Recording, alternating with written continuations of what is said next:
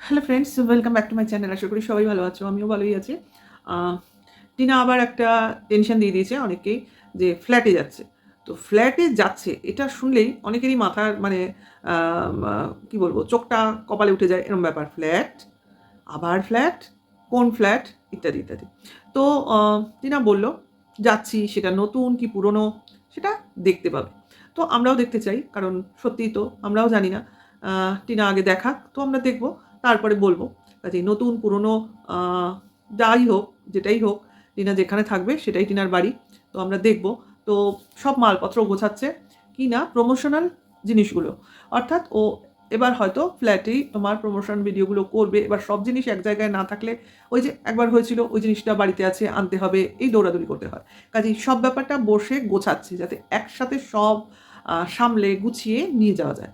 তো যাবে, দেখব। কারণ এটা নিয়ে আগে থেকে বলে বা আলোচনা করে লাভ নেই, কারণ ও কি দেখাবে, আমরা কি দেখব।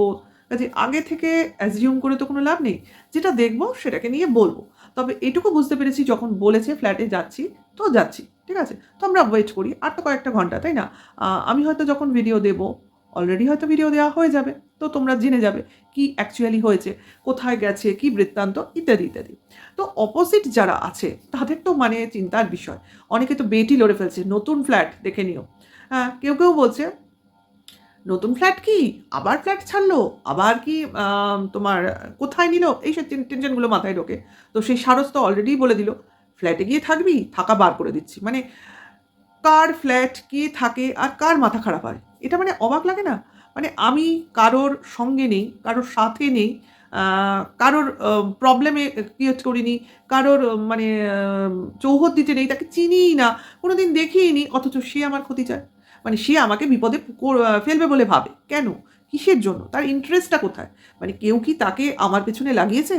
মানে কেউ কি তাকে আমার বিরুদ্ধে যাওয়ার জন্য সুপারি দিয়েছে? হলেও হতে পারে। কারণ এই ধরনের সুপারিবাজ কিলাররাই এই ধরনের অ্যাগ্রেসিভ ভাবাপন্ন হয়। অর্থাৎ দেখে নেব, করে নেব, মেরে দেব, চিড়ে ফেলবো, ইত্যাদি ইত্যাদি। তো এসব তো ওর ভাষা। যারা ওকে দেখো, মানে কখনো সখনো দেখো, তো তারা তো জানবে মানে কতটা টলারেট করতে পারো। আমাদের উপায় নেই ভাই, কারণ আমাদের কিছু কিছু জায়গায় বলে না, গাটারে যেতেই হয়। কারণ গিয়ে না গেলে কি করে বুঝবো সেখানে কতটা গান্দেগি আছে। তো সেই জন্য যেতে হয়। কারণ এই কেউ কারোর বিরুদ্ধে অপপ্রচার চালাবে, এবার সেই অপপ্রচারটা কিসের ওপর, কেন, কিসের জন্য দিচ্ছে, তো সেগুলো খোঁজার জন্য আমাদের তাদের ওখানে ভিজিট করতে হয়। তো করি, তাতে কি আছে, অসুবিধা নেই। কারণ আমরা জেনে বুঝে এসেছি, এমন তো নয় এসে পড়েছি তারপর জানছি, তা নয়, জেনে বুঝে এসেছি। কাজে এইখানে আমরা অনেক বেশি স্টেবল। তো সেই জন্য এসছি, তা কিছু এসে যায় না। কারণ সবই তো মৌখিক, সামনে তো হচ্ছে না। সামনে তো আয় ভাই, কারণ মুখের কথায় এত জোরও নাই, সামনে আসলে যেটা তুই বুঝতে পারবি। কাজে সেটা কথা না, ও বলছে বলুক, করছে করুক, আমরা এনজয় করছি। কারণ কেউ ফাউ বকছে, সেটা নিয়ে এনজয় করবো না তো কি করব? তো ক্রমশ প্রকাশ্য কি হবে, কি হতে চলেছে, কি দেখব কি দেখব না। তো একজন তো বলেই দিল, তোমরা দেখে নিও এইবারে নতুন ফ্ল্যাট। বুঝতে পারছো নিশ্চয়ই কে এইভাবে বলে। আমি বলে দিলাম এবার কিন্তু নতুন ফ্ল্যাটই হবে, ওই ফ্ল্যাটে টিনা থাকতে পারেনি। আমি জানতাম, তোমাদের অনেক দিন ধরে বলছি। ওকে, আশা করি বুঝতে পারছো কে বলছে। আমি বলছি না, আমি কোনোদিনই কিছু বলিনি, কারণ সে দেখায়নি, আমি বলবো কি করে? আর অ্যাজিউম করবো কি করে? আমি কারোর হয়েও অ্যাজিউম করি না, যা কিছু বোঝা যায় দেখা যায় তো দেখি। তো এরা আমাদের উপর ব্লেম দেখায়, দেখো ভাই, এরা অহরহ ফোকলাকে দেখে, কিন্তু আমরা দেখতে পাই না। তা সবাই সব কিছু দেখতে পাবে এমন কিছু মানে আছে? তাই না? আমরা যেমন ওখানে এঁচুকে দেখতে পাই, ওরা এঁচুকে দেখতে পায় না। তাহলে বুঝতে পারছো কার কোথায় কিসে ফোবিয়া আছে। তো সেই জিনিস, ওদেরও এক জায়গায় ফোবিয়া আছে, আমাদেরও এক জায়গায় ফোবিয়া আছে। তো এগুলো চলতা হয়। তো যেমন লোক দেখাবে সেরম লোক দেখবে, তো আমরাও সেরম দেখছি বা দেখাচ্ছি, যাই হোক, ছেড়ে দাও, সেসব ব্যাপার দরকার নেই। যার কথা বলছিলাম তার কথায় চলে আসি। ফ্ল্যাটে নতুন যাবে, তোমরা কিন্তু দেখে নিও, আমার সঙ্গে মিলিয়ে নিও। একটা নতুন ফ্ল্যাট, এই দ্বিতীয় ফ্ল্যাটটাও ছেড়ে দিল, অর্থাৎ এটা 3 নম্বর ফ্ল্যাট। ওকে, আমি বলছি না, সে বলছে। ঠিক আছে, এবার দেখা যাক, ক্রমশ প্রকাশ্য। এখন যদি সত্যি হয়, তো অবভিয়াসলি সে জানতো, আমরা জানি না, তাই না? হতেই পারে, কারণ আমরা ভিডিও দেখে ভিডিও করি, তো আমরা জানি না। তো সে আবার তার সঙ্গে এটুকু চালও দিয়ে রেখেছে, মানে সে এখন ভয় পাচ্ছে, কোনো কিছু পজিটিভলি বলতে ভয় পাচ্ছে। কেন ভয় পাচ্ছে? কারণ অলরেডি একটা এঁচুর মামলা চলে এসেছে, যেখানে কিনা এঁচুর সঙ্গে বেচুর প্রায় উনি বিয়ে দিয়ে দিয়েছিলেন। মানে বিয়ে দিয়েই দিয়েছিলেন, উনি কেন দেবেন, বেচুর ব্যাপারটা, বিয়েটা ডিক্লেয়ার করে দিয়েছিলেন। তারপর সেটা উনি অনেক ঝাঁকানি বকানি খেয়ে সেটাকে একটা ডিক্লারেশন দিয়েই বলেছিলেন, এখন বলবো না, সময় আসলে বলবো, উইথড্রল করছি না আমার কথাটা, ঠিক আছে? এটা বলে তখনকার উনি ক্ষান্ত হয়েছিলেন। তারপর 2-3 মাস কেটে গেছে, এখন আবার এঁচু এসে উপস্থিত হওয়ায় সেই বিষয়গুলো আবার আবার উত্থাপিত হওয়ায় উনি একটু বিপদে পড়েছেন। কাজেই বুঝতে পারছেন যে এই যে আমি যা বলছি সব ঠিক, ওই যে দেখুন, ওই যে দেখছেন, ওই যে আমি বলেছিলাম না, আমি করে দিলাম না, প্রমাণ করে দিলাম না, ওই যে ব্যাপারটা, ঠিক আছে? তাতে উনি একটু ডাউটফুল হয়ে পড়ছেন। কেন ডাউটফুল হয়ে পড়ছেন? যদি না হয়, যদি না দেখায়। তো সেই যদিটাকে উনি হাতে রেখে, মুখে রেখে, হাতে না মুখে রেখে বলেছেন, যদি তোমরা দেখো নতুন ফ্ল্যাটে গেছে তো আমি সত্যি বললাম, এবার যদি না দেখো, সেটাও উনি বলে দিয়েছেন। কতটা সাবধানের সঙ্গে খেলছেন এখন ভাবো।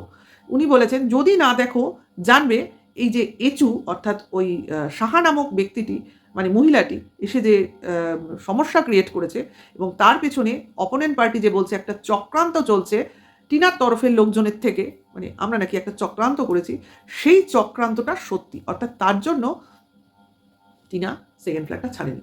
মানে কথাটা ঠিক হজম হলো না। মানে উনি কি বলতে চাইছেন? চক্রান্ত করলে আহ, সে ওই ফ্ল্যাটে থাকবে, আর চক্রান্ত যদি না করে তাহলে সে 3 নম্বর ফ্ল্যাট নেবে। ভাই এটা কনসা কথা, কি বলছেন? ওনার মাথায় কিছু ডিফেক্ট হয়েছে আমার মনে হয়। কারণ উনি এখন কি বলছেন, কি বলতে চাইছেন, কি বলতে মানে উনি বোঝাতে চাইছেন অ্যাকচুয়ালি উনি নিজেই বুঝতে পারছেন না। মানে এখন উনি ভয় পাচ্ছেন। ভাই ভিডিও তো আমার করতে হবে, চ্যানেলটা চালু রাখতে গেলে আমার ভিডিও করতে হবে, কিন্তু এখন উনি ভাবছেন হয়তো বা কোথাও ধাতানি খেয়েছেন, ভাই তুমি এরকম ধরনের ভিডিও তখন করেছিলে, বলেছিলাম তুমি এসব করো না। কারণ অলরেডি বেচু এই নিয়ে ভিডিও করেছিল তখন, এই যে বললো এতে আমার একটা নামে ডিভোর্স চলছে, আমার ডিভোর্স পেতে অসুবিধা হয়ে যাবে ইত্যাদি ইত্যাদি তখন বলেছিল। হ্যাঁ, তো সেই ব্যাপারে নিশ্চয়ই আবার ধাতানি খেয়েছে। এই ঘটনা ওই হনু এসে রিভিল করে দেওয়ায় ওনার কথা নাম উঠে এসছে, ওনার কথাবার্তা দিয়ে অনেকেই স্ট্যাম্প বসাচ্ছি আমরা এই ব্যাপারটার উপর, তাতে অনেকের প্রবলেম হয়ে যাচ্ছে, হয়তো ওপর থেকে চাপ আসছে, হতেও পারে। তার জন্য উনি পাজল হয়ে ভুলভাল বকতে শুরু করে দিয়েছেন। অ্যাকচুয়ালি টিনা কোন ফ্ল্যাটে রইল সেটা কি ম্যাটার করে? আরে টিনার পয়সা, টিনার ডিসিশন, টিনার বাড়ির লোক বুঝবে। কোথাকার কোন কন্ট্রোভার্সি ক্রিয়েটার আমরা কি বুঝবো? আমরা তো কন্টেন্ট করব মানে যেটা আমাদের দেখে মনে হবে সেটা আমরা বলবো। হ্যাঁ, ওই ওদের মতো নিরপেক্ষ ভাই তুমি এটা করলে কিন্তু তোমার পাশে আমরা থাকবো না, এই ধরনের ভয় দেখাবো না। কারণ আমরা দেখবো যতদূর বলা যায় বলবো, এবার তারপরে যতক্ষণ যে ডিসেন্ট থাকবে ততক্ষণ অবভিয়াসলি তাকে পছন্দ করব, তাই না? এইবার আমার মনে হয় আমাদের পছন্দের লোক কখনোই ভুল কাজ করতে পারে না, আমাদের তো এটা মনে হয়। কারণ আমরা চাইবো তার ভালোটা। এবার ভালোটা আমরা যখন চাইতে থাকবো, আমি মনে করব আমাদের ভালো চাওয়াটা সেও মনের মধ্যে ঢুকিয়ে নেবে, যে আমরা কারণ কেউ আমার ভালো চায় মানে আমাকে ভালো দেখতে চায়, কাজে আমাকে ভালো হতে হবে। এই যে মনের ভেতর চাহিদাটা, এটা পোষণ করতে হবে। এই যে পোষণ করবে একটা মেয়ে ভেতরে যে আমাকে ভালো হতে হবে, আমার উন্নতি করতে হবে, আমাকে অনেক বড় হতে হবে, কারণ অনেক মানুষের আশা আমাকে নিয়ে, এই ব্যাপারটা কিন্তু খুব ম্যাটার করে ভাই। কারণ ছোটো থেকে আমি দেখেছি যে আমরা যখন একটু একটু করে বড় হয়েছি না, আমরা বড় হওয়ার সঙ্গে আমাদের ইচ্ছার সঙ্গে সঙ্গে আমাদের মনে হতো বাবার এটা আশা, মার এটা আশা, এই আশাগুলো আমাকে পূরণ করতে হবে। হ্যাঁ, এই জিনিসগুলো কিন্তু আমরা ক্যারি করেছি। কাজেই তার জন্যই তো একটা ওয়ে অফ বড় হওয়াটাকে আমরা মানে লক্ষ্য হিসেবে ধরে নিয়েছি যে এইভাবে আমরা চলবো, এইভাবে আমরা তৈরি হব। ঠিক সেই জিনিসটা আমি অ্যাপ্লাই করেছি আমাদের নেক্সট জেনারেশনের উপর। তো এইরকম তো জেনারেশন টু জেনারেশন ওয়াইজ জিনিসগুলো চলতে থাকে সঠিক হয়ে। হয়তো আমরা চলতে চাই, অনেক সময় চলতে পারি না, আবার সেটাকে ভুলভ্রান্তি কিছু হয়, সেটাকে আবার ঠিক করে নিয়ে এগিয়ে চলাই তো জীবন। এমন নয় আমি ভুল পথে গেছি বলে আমি ভুল পথেই চলতে থাকবো। তো সেটা তো কোনো জীবন হতে পারে না, সেটা তো তোমার একটা হলো গিয়ে নরকে বাস। তো সেভাবে তো হবে না। এবার যদি কেউ তার পাশের লোকজন দেখে যে ছেলেটা বা মেয়েটা ভুল পথে যাচ্ছে, তো তাকে সেখান থেকে নিয়ে এসে যদি রাইট ওয়েতে নিয়ে আসা যায় চেষ্টা করে, তো কেন নয় ভাই? তো আমরা সেই চেষ্টাটাই করেছি। ভুল ভ্রান্তি তো মানুষের হবেই, কারণ সে মানুষ, কোনো ভগবান নয়। তো বেচুর ক্ষেত্রেও বেচুর পক্ষে দিদিরা খুব চেষ্টা করছে বেচুকে সঠিক ওয়েতে আনতে, কিন্তু বেচু তো বাচ্চা নয়। অ্যাকচুয়ালি একটু মধ্য এজ হয়ে গেলে না, তাকে ঠিক বোঝানো যায় না। বলে না, একটু অল্প বয়সে বিয়ে হলে একটা মেয়ে যতটা অ্যাডাপ্ট করতে পারে, একটা বেশি বয়সের মেয়ে মহিলার বিয়ে হলে সে কিন্তু সেই অ্যাডাপ্টেশন পাওয়ারটা তার থাকে না। কারণ অলরেডি সে অনেক কিছু অ্যাচিভ করে ফেলেছে, নিজের ভেতরে ঢুকিয়ে নিয়েছে। কাজেই নতুন কোনো সংসারে গিয়ে সেই সংসারের রীতিনীতি সে আর মানতে পারে না, তখন সে তার নিয়মকানুন সেখানে চালাতে থাকে। এক্স্যাক্টলি, সংসারে কিন্তু এগুলো হয়। এগুলো যারা সংসারে থেকেছে, বিশেষ করে আমরা তো একটা একান্নবর্তী পরিবারে থাকি, জয়েন্ট ফ্যামিলিতে থাকি, তো সেখানে এই জিনিসগুলো আমরা খুব ভালো বুঝতে পারি। প্রত্যেকটা মানুষের মানসিকতা একজনের থেকে আরেকজনের আলাদা হয়। আরে আমার নিজের ফ্যামিলিতে 3জন মেম্বার, আমরা 3জনের মেম্বারের মানসিকতাই আলাদা, 3জনেই 3 রকম। মানে চয়েসই এক না, খাওয়ার চয়েসই এক না। আর শুধু এইটুকু উদাহরণ দিলাম, 3জনে 3 রকম খাবার খেতে ভালোবাসি। তাহলে বুঝে দেখো, যেখানে ফ্যামিলির এতগুলো মেম্বার এক জায়গায় থাকি, তাহলে তাদের মধ্যে কতগুলো ডিফারেন্সেস আছে। তো আমরা সেগুলোকে মানিয়ে গুছিয়ে, বলতে পারো কম্প্রোমাইজ ওয়েতে একটা আন্ডারস্ট্যান্ডিং ওয়েতে চলি। তো এটাই তো জীবন, সবই আমার মতো হবে, আমার মতে লোকে চলবে। ওগুলো ছোট ছোট ফ্যামিলিতে অনেকে ভাবে, দেন ওখানে তোমার প্রবলেম ক্রিয়েট হয়, গন্ডগোলের সৃষ্টি হয়। কাজে এই জিনিসগুলো তোমার এই জন্যই বলে ছোট ছোট ফ্যামিলিতে এত সমস্যা। এগুলো আমরা বুঝতে পারিনি। আমি কিন্তু ছোট ফ্যামিলি থেকেই এসেছি এত বড় ফ্যামিলিতে, কিন্তু আমি কিন্তু মানিয়ে নিতে পেরেছি। আমার কিন্তু ৩ জনের ফ্যামিলিই ছিল, আমার বাবা মা আমি। আমি সেখান থেকে একটা তখন ফ্যামিলি মেম্বার কত ছিল, আমি সেকেন্ড বউ, মানে ৪ ভাই, বাবা ছিলেন ৫ জন আর আমরা ২ জন, ৫ ছ ৭ জন ছিলাম ফার্স্টে। সেখান থেকে হতে হতে এখন হয়েছি ১২ জন। ঠিক আছে? তাহলে বুঝতে পারছো তাহলে কীরকমভাবে আমরা ৭ জন নামে, এরপরে ২ ননদ, তাদের হাসব্যান্ড, তাদের ছেলেমেয়ে, তাহলে ভরপুর, মানে এক জায়গায় হলে কত লোক হয়।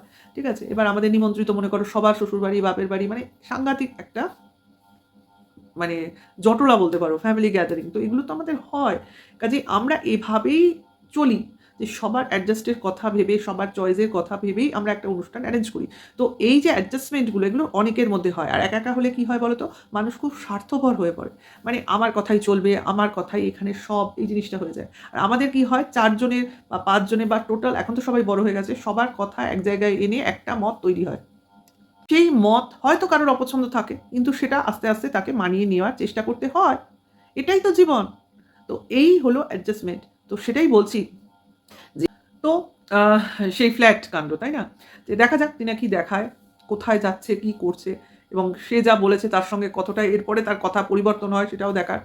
তো আরেকজন, সে তো অলরেডি বলতে শুরু করেছে, চোপা তোমার বাচ্চা অসুস্থ, সে কি তোমার চোখে পড়ছে না? চোখে পড়লে কি হবে ম্যাডাম?